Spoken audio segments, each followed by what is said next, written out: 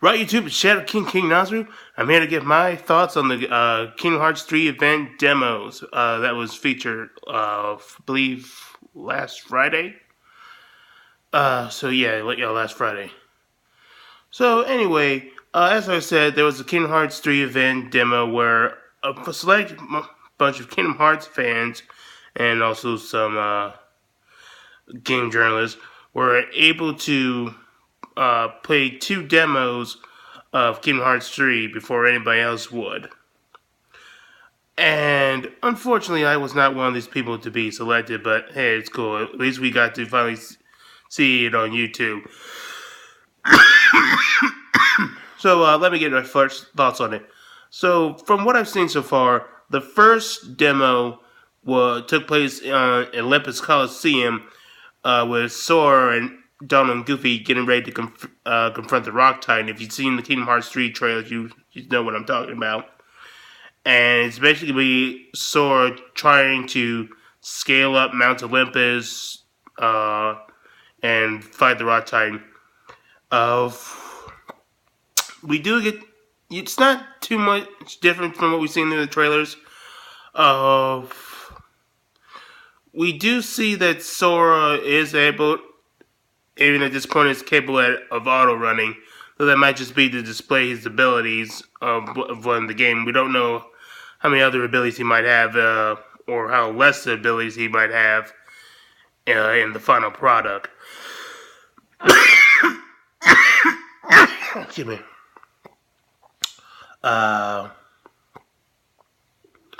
And another thing I did like was that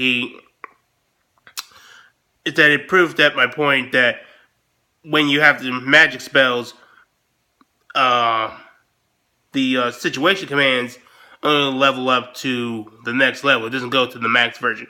So if you have like fire, it would only go to Fira, not to Firaza.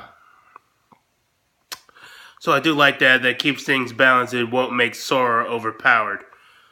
One complaint I do have is that I felt like the situation commands came too easy. Like Sora just did a few attacks and then he would get like a couple of situation commands. And Skyward Wing posted this theory that maybe that's coming easy. I mean, there's more frequent because it's on easy mode. Which if that's the case, maybe that would be a bit more understandable. I don't recall this being too much of a problem with Aqua in 0.2 because she was mostly just using magic in her style commands.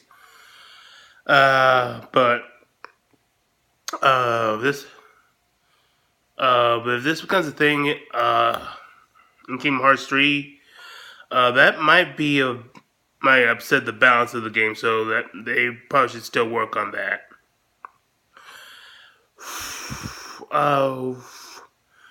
We also did see some gameplay where Sora used the dry form, which Sora's Keyblade King Key was already confirmed that it doesn't transform like Tetsuya Nomura, but it does unlock second form, which will give Sora all his abilities from the previous two games.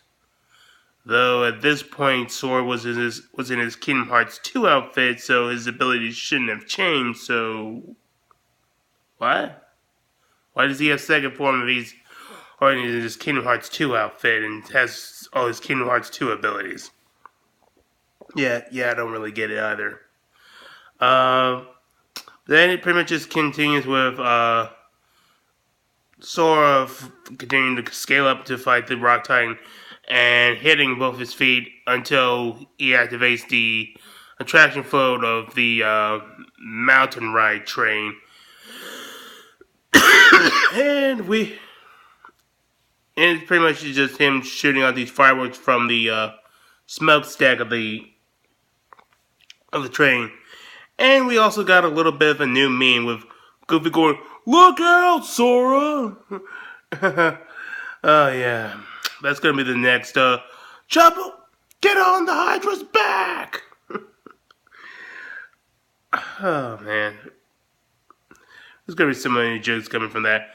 But anyway, it was basically a mini boss level.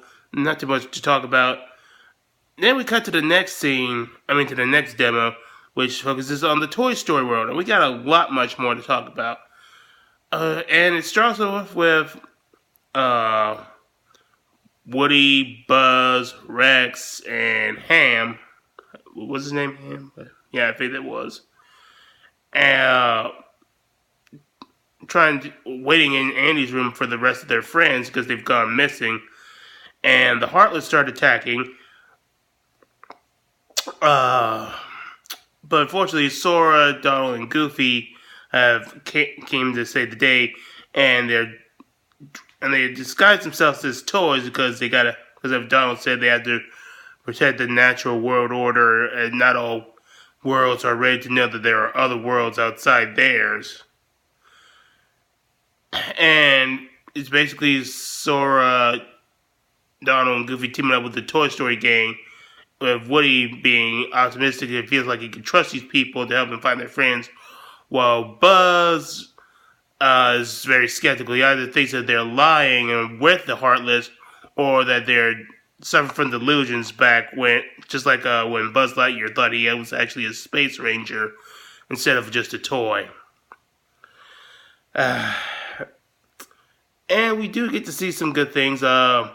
We did learn that yes, you can use multiple keyblades in mid-combat, which is rather interesting and rather useful, as it allows us to switch between the forms and keyblade transformations, and so we don't have to go through the menu.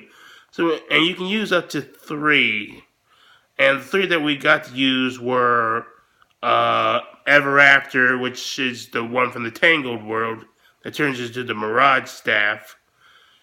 And it's apparently the fan favorite so far, with all its crazy abilities they can do. Like you could keep dodging and create these after images of yourself.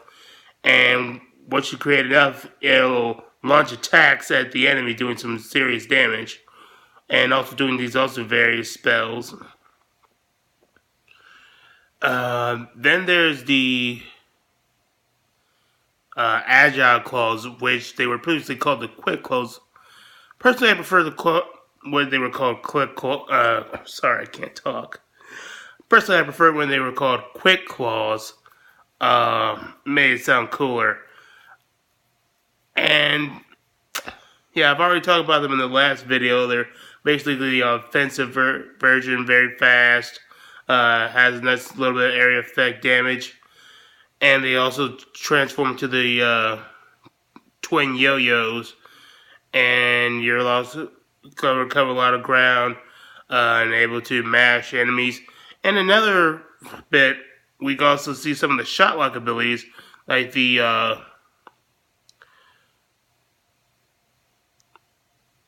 Keyblade that turns into the quick claws. I believe it was called the Smiling Screams or the Smiling Monster or something. Its shot lock ability was to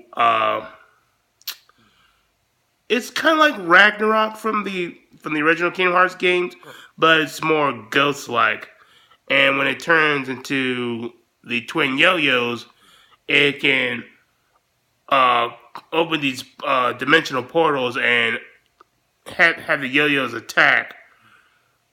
It kind of, which I found was pretty cool. It kind of reminded me of Shaolin Showdown with the yin yang yo-yos.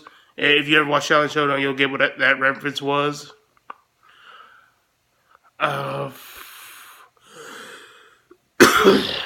And then we got the Infinity Badge, which is the keyblade from the Toy Story world.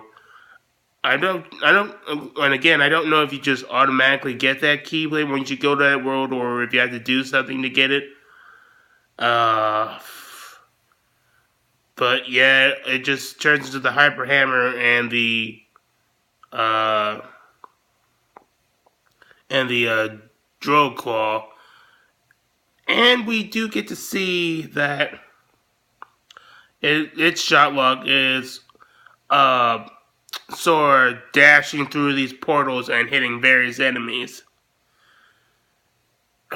What else can I talk about? One of the things I did like was that we while talking to the characters outside of cutscenes, you don't have the text box anymore. They are fully voiced. This is something that I really did want for a long time in Kingdom Hearts games, but I guess probably they didn't want to waste the money on like trivial dialogue, because that would mean they'd have to pay the actress more. But I guess now they have the money for it. Then we went into the toy store and we got some more. We got some more cutscenes, and we got to see young Xehanort from the cutscenes in the trailer.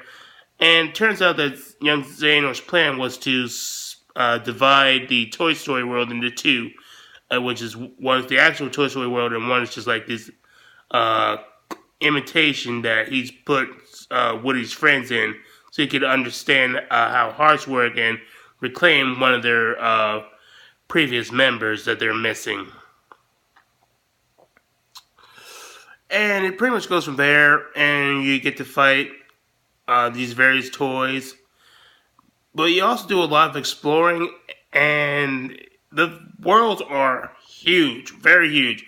And despite this being very big in the demo, according to Tessie and More, we've only seen about 30% of the Toy Story world.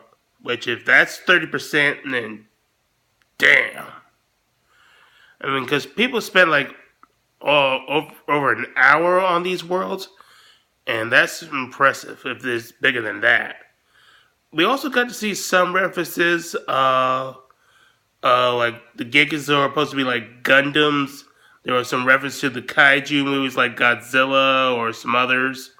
And we also got to see this little section of Dissidia, which is a reference to the Final Fantasy games, and we even get to see the summons like Bahamut, Ixion, and I think Ifrit.